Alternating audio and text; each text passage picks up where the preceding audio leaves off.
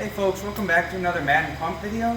Today we want to go over minor leaking issues that you might see in our wetted ends. One thing to mention, this is our JN series pump. It's our smallest line of pumps.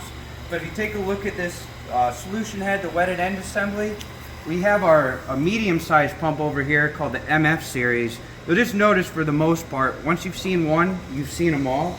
So everything we'll go over today on this JN pump will work for our MF and our MH series pumps.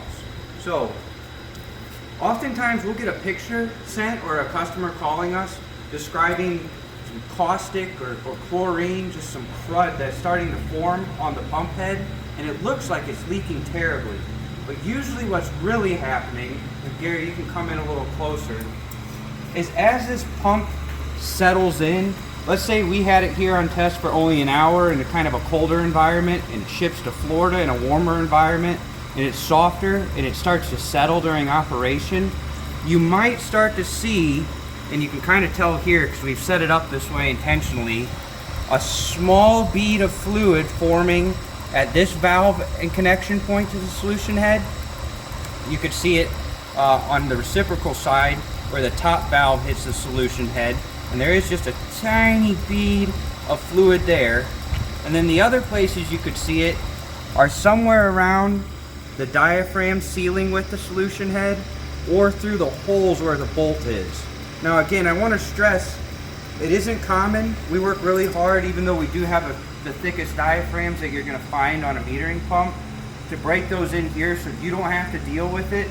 But the point being is, if you have just a small bead like this, by the next day, it's not uncommon to think you have a major leak just because a lot of chlorine and caustic has formed. Again, probably not the case. So what we want to show you today is all the more you need to do to kind of seal that back up. And once you do have it sealed and running and it's settled, you should be able to run for a year or so with no more issues until you replace the next diaphragm. So I'll start here. We can see just an ever so slight leak out of this bolt. So what I'm going to do is give each bolt in a cross pattern just about a quarter to a half a turn. Gary, can you back up just a minute so this isn't too loud? So if you don't have an air compressor at the site, just wipe it down so you can see it better. But again, all I'm going to do is give this about a half turn. It is a light feeling. You do not need to hand tighten this very hard. We just want to seal that up. I'm going to go ahead and give each other bolt just a little bit of a turn too. Then I'm going to blow it down again. And then I'm just going to give it about a minute. Maybe walk away and do something and come back.